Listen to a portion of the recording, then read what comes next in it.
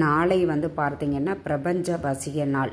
9ஆம் தேதி 9வது மாதம், வருஷத்தின் கூட்டுத்தொகை 9. இப்படி 999 அப்படின்னு வரக்கூடிய ஏஞ்சல் நம்பர்.